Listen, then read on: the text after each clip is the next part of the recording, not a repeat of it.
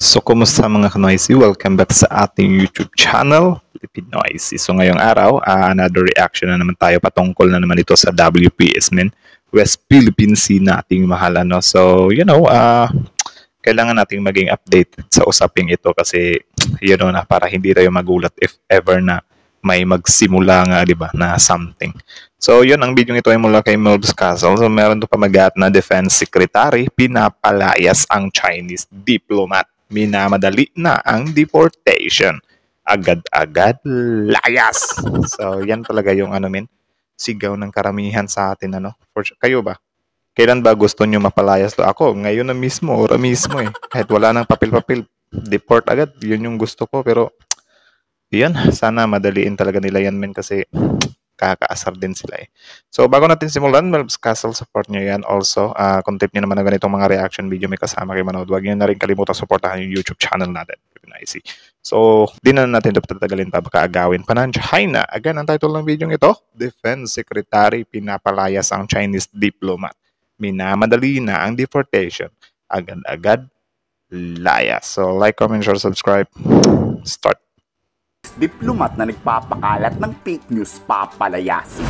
Utos yan ni National Security Eduardo Año. Dito bago palayasin, papanagutan muna ang kasinungalingang inilabas. Dapat lang. Pangit dito sa atin kapag mga Pinoy nagkasala sa ibang bansa, paparusahan, ibibitay pa, hindi pa i-release. Tapos kapag sa atin dito, mahuli natin, deport lang. Sobrang easy lang sila. Kaya sila hindi natatakot na dito gumawa ng kalokohan kasi walang kaparusahan na mararamdaman dito or mararanasan dito. Deport lang, kalokohan. Tuloy. Pero kung ako lang ang tatanungin, dapat wag yan itapon. Dapat kasuhan at ikulong na lang sa bilibid. Payo naman ng Armed Forces of the Philippines sa mga Pilipino, wag basta-basta maniniwala sa China. Bukod sa peke ang audio recording na inilabas. Kaya nga ito yung isa sa malungkot yung kapwa Pilipino natin, mas naniniwala pa sila sa mga pinagsasambit ng China. Mga pro talaga eh. Di rin ma-verify kung authentic ang boses nito. Halatang pineke lang gamit ang AI-generated na boses. We do not react on unverified, unvetted, and hindi natin alam din kung sino mismo yung source. Kasi mismo yung source, hindi sila nagpakilala kung si kanino galing. Nangangarap talaga ang China. Sino ba naman kasing bansang papayag magpakalipin sa sarili nating karagatan? Tama. Kayo, gusto nyo utos-utusan lang tayo ng China? Ayoko, men. Kayo, gusto nyo rin ba? Di ba hindi? Pwera na lang sa mga pro-China. Yan ni Defense Secretary Gibo. Hirap kasing paniwalaan ng China eh.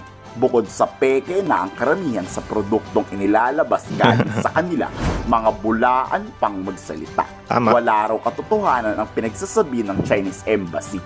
Tapos ang usapan.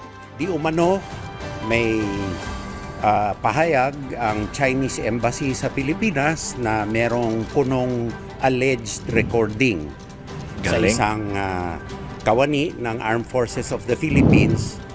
Siguro ginaya ng China yung nag-viral kamakailan na yung dinefake yung boses ni PBBM.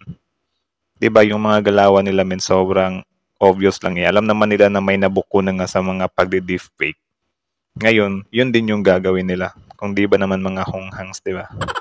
Authenticity of which I doubt ay gawain di umano ng Chinese Embassy mismo. Nako. Na paglalabag sa batas ng Republika ng Pilipinas, dapat alamin kung sino ang responsable dito at alisin sa Republika ng Pilipinas. Hindi pa ma-verify ng AFP ang audio recording. Pero kung totoo man na may agreement talaga, mananatiling dito kikilalanin. Bakit? Si Pangulong Marcos ba ang nagsabi? Hindi naman, di ba? At kung mapatunayan naman na peke talaga, lahat ng Chinese mapapalayas. Yun na, eto na. Mangyayari na nga yung pinaka-aasam natin, men. Tuloy-tuloy. Tayan ni Secretary Gibo. Uulitin ko ang statement ng Department of Foreign Affairs.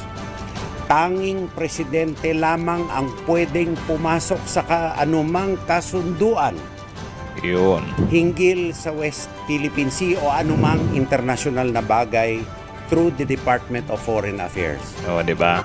Tapos, syempre, kahit na allowed yung president, dapat ipaalam din yan sa publiko. Hindi gaya nung mga past, di ba, na may pa-agreement tayo. Tapos yun, di natin alam na meron pang nangyayaring ganon. Walang binigay na pahintulot ang presidente o sino mang opisyal ng kabinete hinggil dito. Kaya mali ang pagtatahol Boom. ng mga opisyal di umano ng Chinese Embassy dito. Sana maliwanagan ang Pagtatahol yung ginamit na word eh.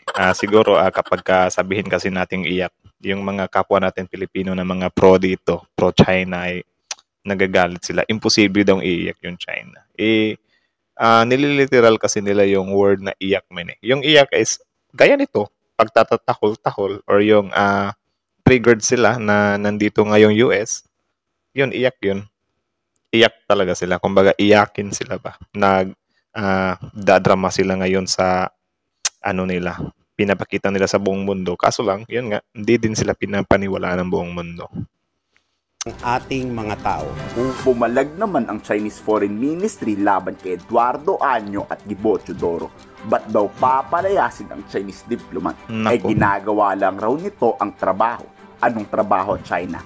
Trabaho gumawa ng kasinungalingan.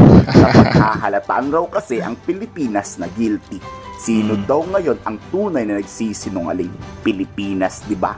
菲方的有关表态，恰恰证明了他们在事实和证据面前 Gags talaga min. Tayo pa talaga yung guilty. Oh. The Philippines' response shows exactly their guilty conscience on the face of facts and evidence. Ang galing.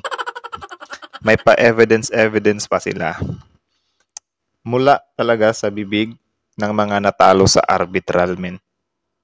Ang galing. Ang kakapal nilang gamitin yung word na facts and evidence. Grabe. 心虚了，已经到了气急败坏、毫无底线的地步。中方郑重要求菲方切实保障中方。 We ask the Philippines to ensure that Chinese diplomats can carry out their duty normally. Takot sila men. Takot silang i-pull out yung mga Chinese diplomats nila. Kasi nga naman, tama nga naman, mawawalan sila ng tenga dito. Kasi alam naman natin, yung sa Cagayan, yung mga students, parang natiktikan. Tapos yung Pogo, yung mayor ata yun na issue din, ongoing pa din yun. Parang nagwo-worry sila ba na, my goodness, yung mga spies natin, yung mga makapili natin, parang unti-unti nang nabubuking lahat. Ano na mangyayari sa atin ito? Pati yung TikTok nila, parang pinagdududahan na rin. Tapos yung ano pa yung isa? Yung 36 na Coast Guard, yung nilagay nila sa Coast Guard, di ba? Dami men. Tapos yun, salamat na din sa administrasyong ito ngayon kasi unti-unti nang nabubuko yung mga yan na tahimik lang pala yan. Mga ilang taon na yung nakalipas, Like ngayon lang talaga sila nabuko men. Good job. 外交人员正常履职，停止侵权挑衅，不要抵赖事实，不要轻举妄动，不要搬起石头砸自己的脚。 Dapat bilang Chinese diplomat ang palayasin.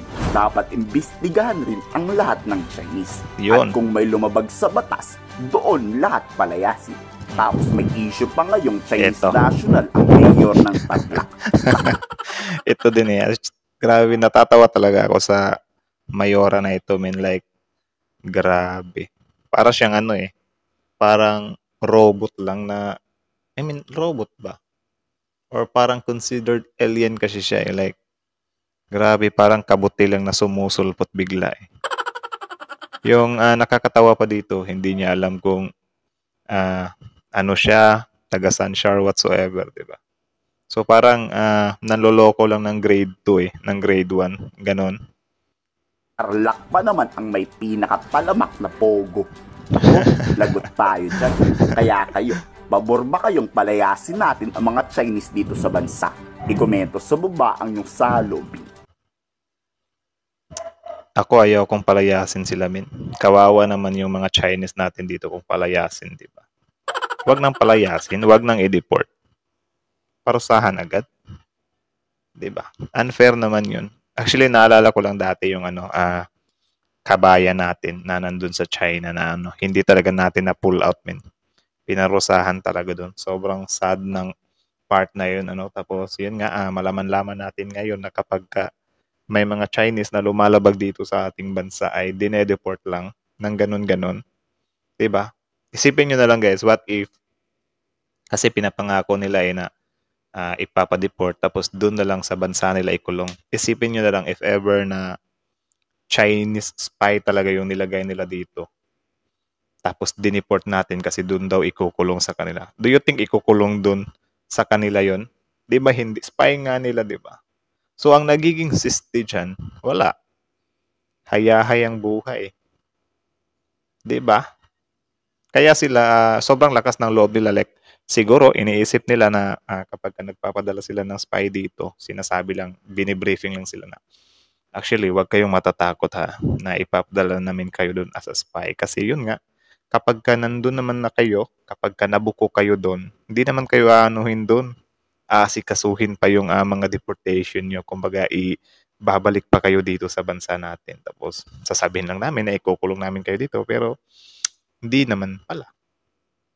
Diba? So, kaya siguro sobrang lalakas din ng loob nila na yan yung mga ginagawa nila dito.